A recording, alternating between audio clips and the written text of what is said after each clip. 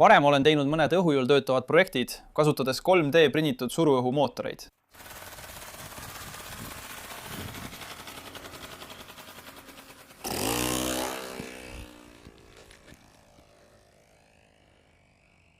Ja olen teinud ka mõned elektrijalgatad. Aga ma arvan, et on aeg need kaks kokku panna. Jah, ma hakkan tegema õhujõul töötavat jalgratast. Plaan on kasutada pneumaatilist silindrit, mis paigaldatakse jalgratta raami sisse.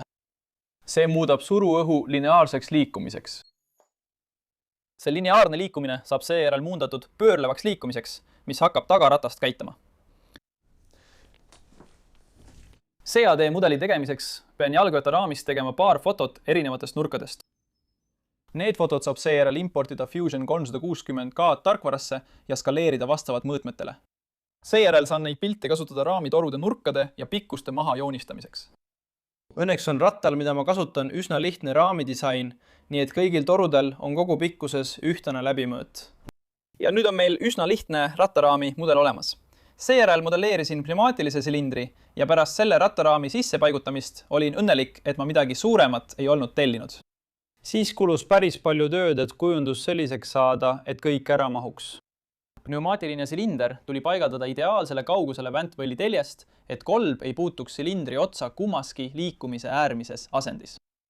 Ja peamise ajamiketirata asend pidi olema täiuslik, et kett ei puutuks tagumise raami torusid, kui tagumist ratast täitatakse. Kui ma olin disainiga rahul, oli aeg kõik osad CNC-ga välja leegata.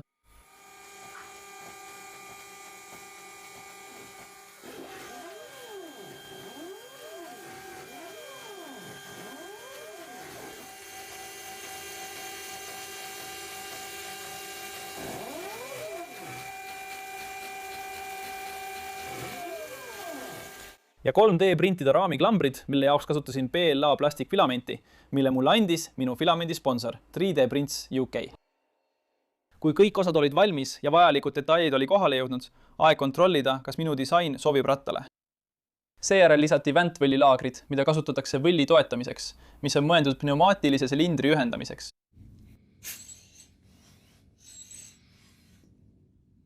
VOK Terrataga.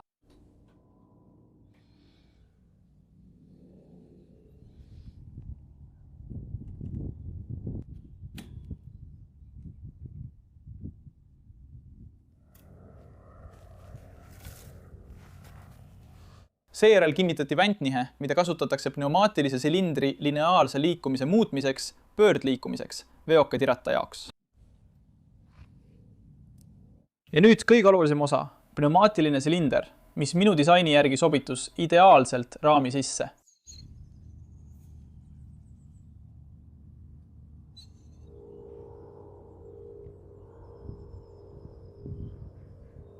Järgmine kõige olulisem osa või võib-olla isegi kõige olulisem osa, kett.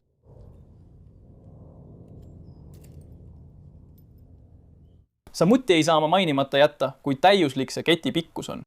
Ma ootasin, et mul läheb vaja ketipingutit, kuid õnneks oli ajami hammasratta asend nii täiuslik, et nii pedaalide kett kui ka väntade kett olid peaaegu ideaalselt pingul. Siis tuli see naeruväärne ülesanne paigaldada tohutu õhupaak.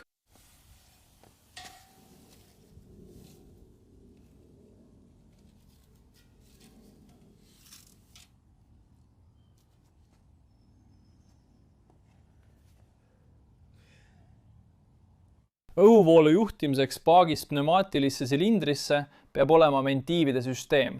Olen mitmel põhjusel otsustanud kasutada elektrooniliselt juhitavaid solenoid-ventiile. Peamised põhjused on lihtsus ja hind. Kui ma projekteeriksin ja valmistaksin mehaaniliselt juhitavaid ventiile, kuluks selle ratta ehitamiseks palju rohkem aega ning tulemus oleks ikkagi sama.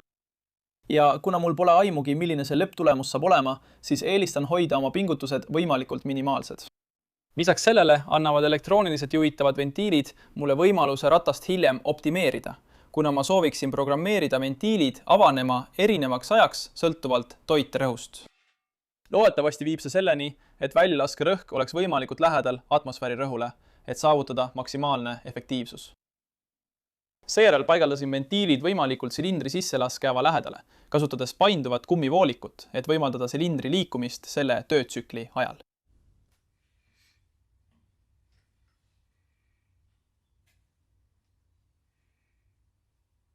Torujuhtmete kiire survekatsel õnnestus ja kui ühendasin aku ühe ventiiliga. See pani mind kindlasti elevile ja tahtsin selle ratta tööle saada. Nii et ma lõpetasin kogu elektroonika ja ka ventiilisüsteemi torustiku paigaldamise. Siin üleval on 4 ventiili, mida juhitakse elektrooniliselt Arduino kaudu, mis asub siin taga. Siin on reliissüsteem, mis rakendab neile pinget ja see avab ventiilid, et lasta õhk sisse või välja. Nüüd, kuidas Arduino teab, millal neid ventiile avada, on mul siin all infrapunaandur, mis loeb põhimõtteliselt mitu hammasratta hammast sellest läbi läheb.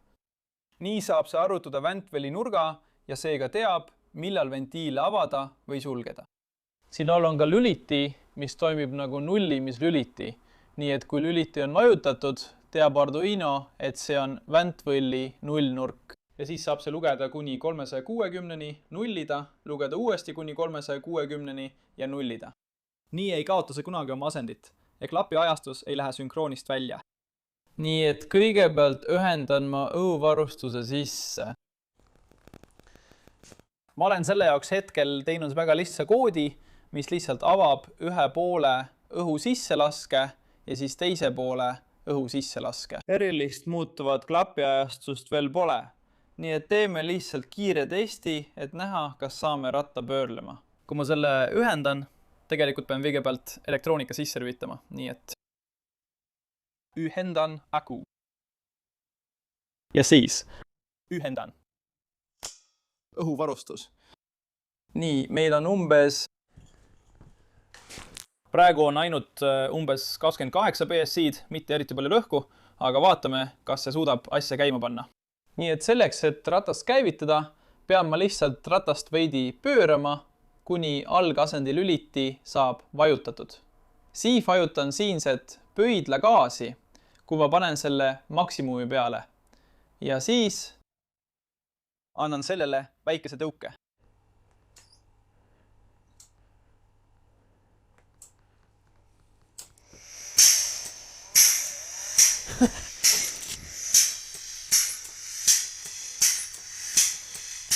Jumal küll, see töötab. See hõõrub millegi vastu, see on õige, nii et kui ma nüüd gaasi lahti lasen, peaks see seisma jääma. Ma arvan, et ratas hõõrus seal vastu. Kas see hõõrub? Ma olen nii õnnelik, tõesti. Ma arvan, et me peame minema ja tegema mõned korralikud testid. See oli nii lahe. Nii, ma proovisin eile õhtul ratas ka oleks murul. Oli üsna pime ja sadas vihma, nii et ma ei filminud seda. Aga võin öelda, et midagi ei juhtunud. Siin oli 42 hambaga ketiratas ja ma arvan, et see ei andnud tagarattale piisavalt pöördemomenti, nii et see ei suutnud mind edasi lükata. Ma ei ole kindel, kas sellest ikkagi piisab. See on 22 hambaga ketiratas, nii et teoreetiliselt peaks see pöördemomendi kahekordistama, aga praegu testin ma murul. Kui see suudab mind murul edasi lükata, siis suudab see kindlasti mind ka asfaldile edasi lükata. Aga ma tahan seda siin kiiresti proovida, enne kui ma asfaldile lähen. Nii et ma reguleerin rõhu praegu 50 BSI-le. Paagis on 80 BSI. Regulaatorist tuleb 50 BSI ja proovin ratta selga saada. Tõenäoliselt ei ole hea mõte sellele jalaga lüüa. Ventiilidele.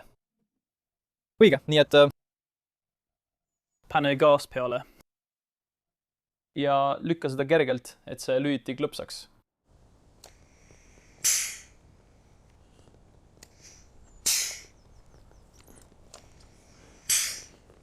Jah, murul pole tal eriti palju jõudu. Ma tunnen, kuidas see mind edasi lükkab. Nii, nüüd läheb.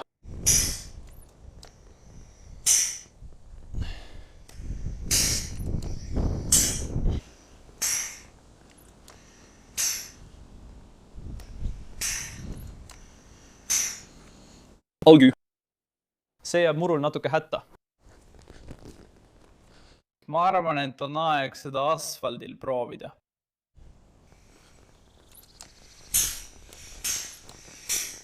Nii, olen siin kõige siledamal ja vaiksemal teel, mis ma leidsin. Mul on paagis 100 BSC-d, tõenäoliselt reguleerin selle umbes 50 peale. Ja siis proovime selle ära. Kui ma saan oma jala üle. Õige. Nii, et anna sellele väike tõuge, et see liikuma saada. Ja siis...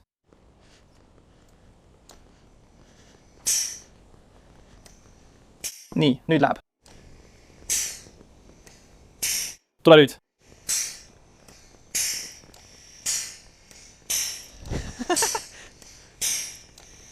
Sii lükkab mind. Pole eriti kiire.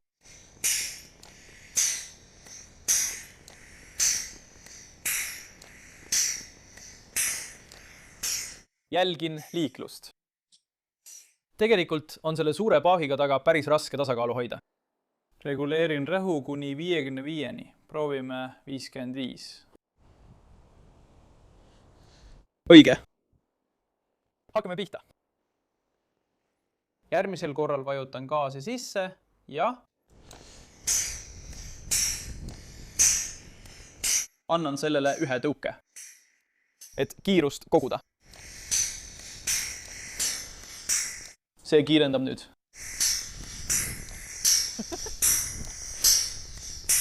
Olgu, ma olen ka praegu vastutuules.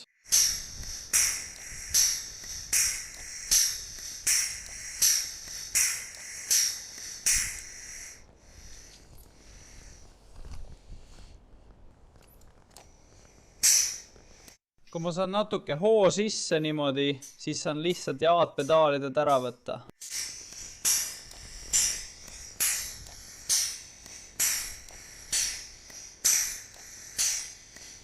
Ma hakkan mäntama, et natuke rohkem hoogu saada, lihtsalt et näha, kuidas see kiirusel töötab.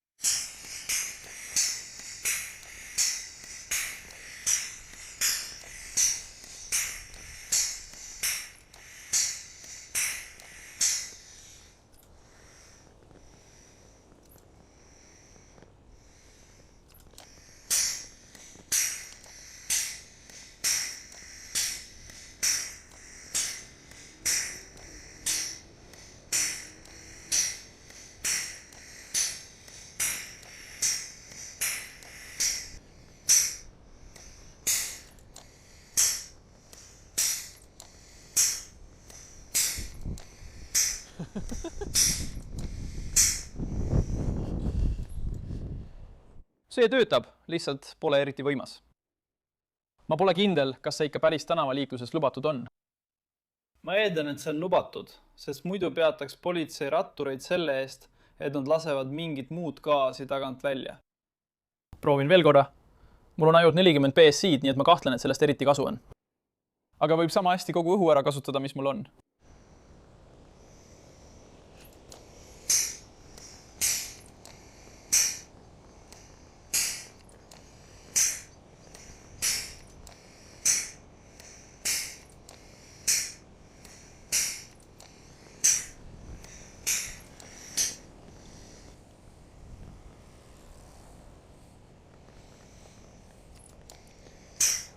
Ma arvan, et sa arvasid, et ma olen täielik veidrik.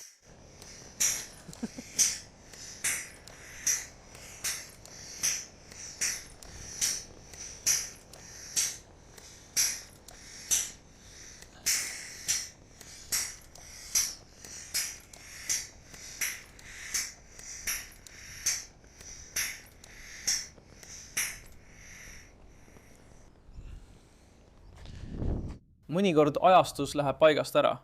Ma arvan, et see on infrapuna tõttu. Infrapunaki and. Nii et ma peaksin ilmselt mingil hetkel kasutama mingit korralikku encoderit. Aga see töötab päris hästi. Mul sai õhurõhk otsa, nii et ma pean tagasi oma kuuri minema ja kompressori käivitama. Ma olen sellega siiski rahul. Ma olen sellega väga rahul. Ma ei saa öelda, et ma ei oleks. Jah, 25 BSC-d ja see oli praktiliselt surnud.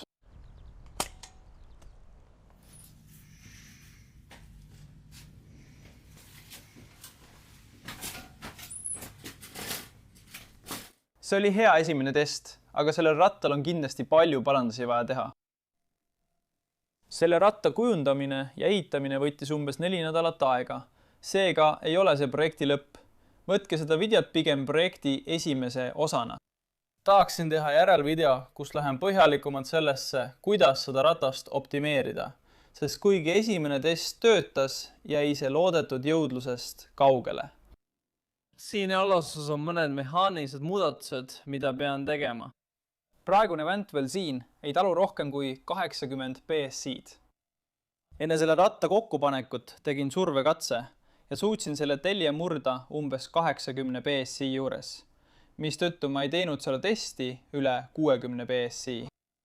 Ma tahan teha ka palju muudatusi klappide ajastuses.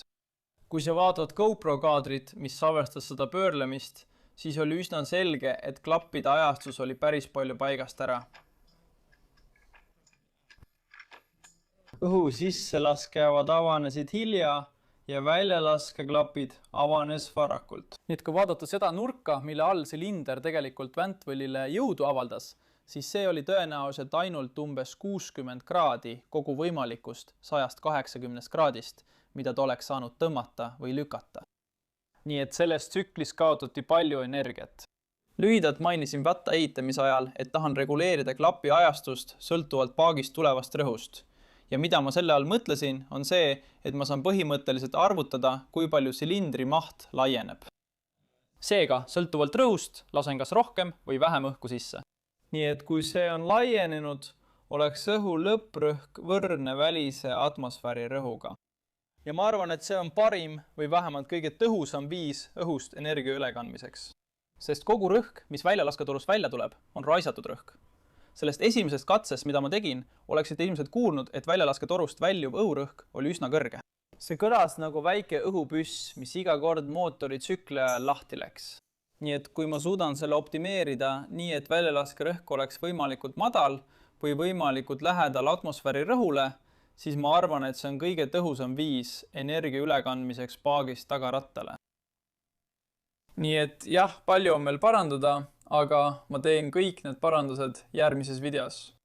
Kui sulle see video meeldis, siis oleks tore, kui sa jätaksid pöidla püsti. Kui oled minu kanalil uus ja tahad sellel projektil silma peal hoida, siis palun vajuta allpool tellimisnuppu. Suur tänu kõigile minu Patreon toetajatele, kes minu projekte toetavad. Ja kui tahad rohkem teada, näiteks nende projektide telgitagustest, siis laen aeg-ajalt Patreon lehel üles videoid sellest, millega ma tegelen. Oleks väga tore, kui sa vaataksid all kirjelduses olevat linki minu Patreon lehele. Aitäh veel kord vaatamast ja kohtume järgmises videos. Head aega!